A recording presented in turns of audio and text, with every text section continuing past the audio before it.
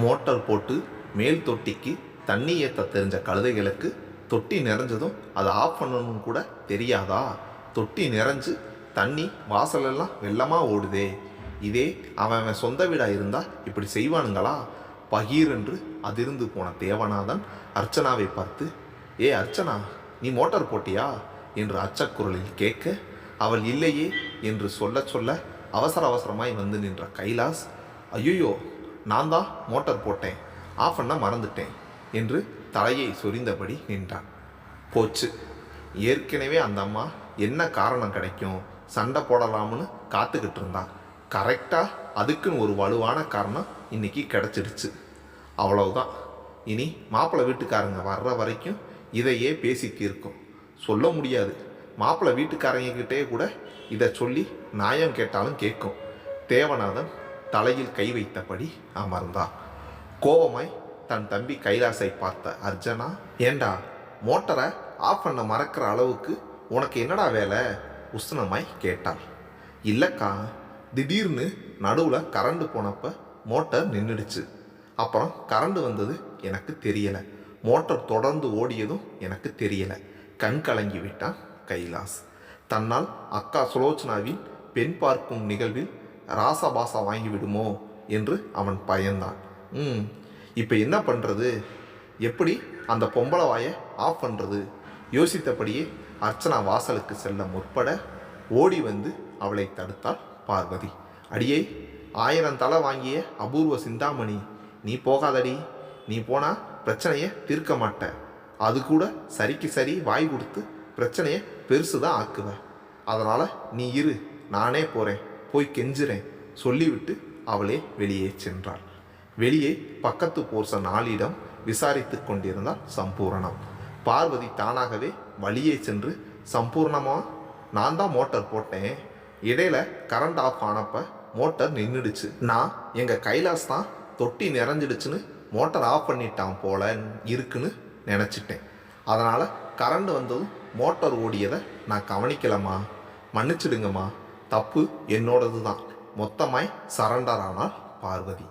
அவளாகவே வந்து தவறை ஒப்புக்கொண்டதோடு மன்னிப்பும் கேட்ட விட்ட பின் தொடர்ந்து அவளை திட்ட முடியாமல் போனதால் சம்பூர்ணம் சட்டென்று தன் குரலை தனித்து கொண்டு, சரி சரி, இனியாச்சும் கவனமாயிரு என்று சொல்லிவிட்டு, அது சரி, என்ன விசேஷம் வீட்டில்?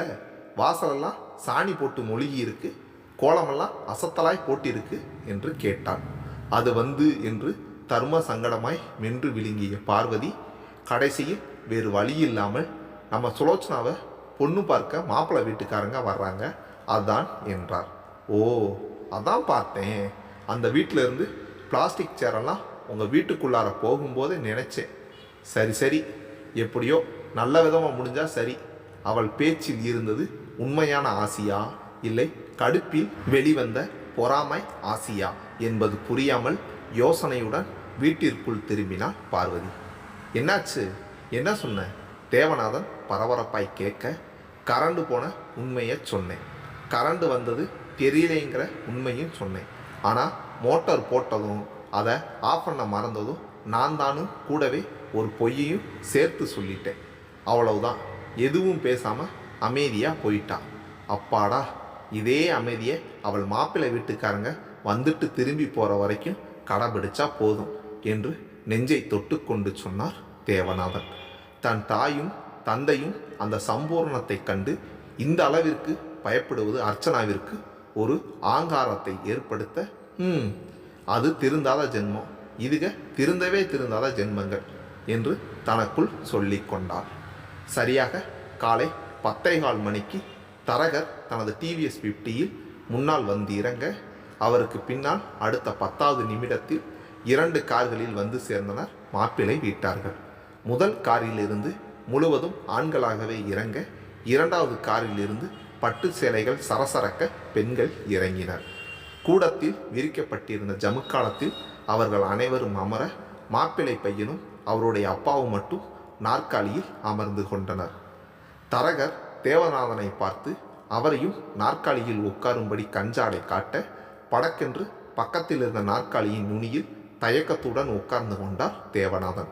தரகர் சம்பிரதாயமாய் அறிமுக படலத்துடன் துவங்கி பேசிக் கொண்டிருக்கும்போது முகம் நிறைய புன்னகையோடு உள்ளே நுழைந்த அந்த ஜீன்ஸ் இளைஞன், உள்ளே வரும்போதே காரை பார்க் பண்ணிட்டு வந்தேன், அதான் கொஞ்சம் லேட் என்று எல்லோரையும் பார்த்து சொல்லியபடி ஜமுக்காலத்தில் அமரப்போக, தம்பி தம்பி நீங்கள் ஏன் கீழே உட்காருங்க, உங்கள் அண்ணாவுக்கு பக்கத்தில் இருக்கிற நாற்காலியில் போய் உட்காருங்க என்று கூவினார் தரகர். அடுத்த வினாடியே அந்த இளைஞன் மாப்பிள்ளைக்கு பக்கத்தில் இருந்த காலி நாற்காலியில் உட்கார்ந்தான். அவன் அமர்ந்ததும் தரகர் அவனையும் எல்லோருக்கும் அறிமுகப்படுத்தினார்.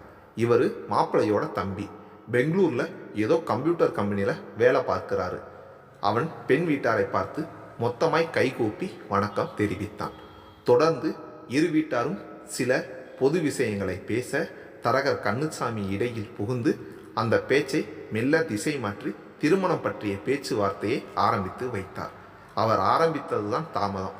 அதற்கெனவே காத்திருந்தவர் போல் மாப்பிள்ளையின் தாயார் பெரிய குரலில் கேட்டார், முதல்ல பொண்ணை வர சொல்லுங்க, பார்த்துடுவோம், அப்புறம் மற்ற விஷயங்களை பேசுவோம்.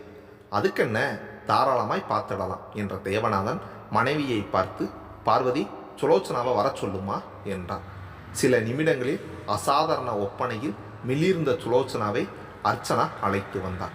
ஜமுக்காலத்தில் நடுநாயகமாய் வந்து நின்ற சுலோச்சனா எல்லோரையும் பார்த்து கும்பிட, எல்லோரும் அவளை விழுங்கி விடுவது போல் பார்த்தபடியே பதில் வணக்கம் தெரிவித்தனர்.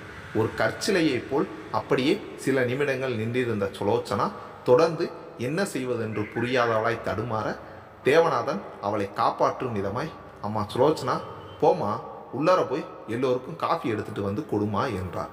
அதுதான் சாக்கு என்று அவசர அவசரமாய் அங்கிருந்து நகர்ந்தாள் அவள். கடந்த சில நிமிடங்களில் எல்லோருடைய பார்வையும் சுலோச்சனாவின் மீதே ஆர்வமாய் படர்ந்து இருந்த போது மாப்பிள்ளை பையனின் பார்வை மட்டும் அடிக்கடி தடம் மாறி இடம் மாறி சுலோச்சனாவுடன் வந்திருந்த அர்ச்சனாவையும் ஆர்வமுடன் பார்த்தது. உள்ளே சென்ற சுலோச்சனா ஒரு ட்ரேயில் காஃபி டம்ளர்களை எடுத்துக்கொண்டு மீண்டும் கூடத்திற்கு வர, அவளுடன் வந்த அர்ச்சனா அக்கா தடுமாற்றம் இல்லாமல் எல்லோருக்கும் காஃபி விநியோகம் பண்ண உதவினாள். வேலை முடிந்ததும் சுலோச்சனா காலி ட்ரேயுடன் அறைக்குள் செல்ல திரும்ப, நீ இங்கேயே உட்காருமா என்றார் மாப்பிள்ளையின் தாயார்.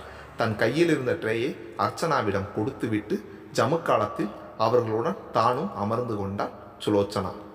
தொடர்ந்து அவர்கள் மூத்த உறவுக்காரர்களை பற்றியும் சொந்த ஊர், குலம், கோத்திரம், குலதெய்வம் பற்றியெல்லாம் பேசி முடித்த பின் கொடுக்கல் வாங்கல் பேச்சு ஆரம்பமானது.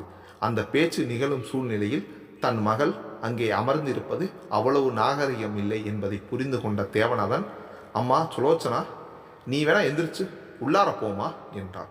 அவள் எழுந்து உள்ளே போய் அறைக்குள் புகுந்து கொள்ள, அர்ச்சனா மற்றும் சற்று தள்ளி நின்று நடைப்பவைகளை கூர்ந்து கவனித்து கொண்டிருந்தாள். அதே நேரம் அவளை ஒரு ஜோடி கண்கள் நிலை குத்தி பார்த்து கொண்டிருப்பதை அவள் அறியாமல் போனது அவளது துரதிர்ஷ்டமே.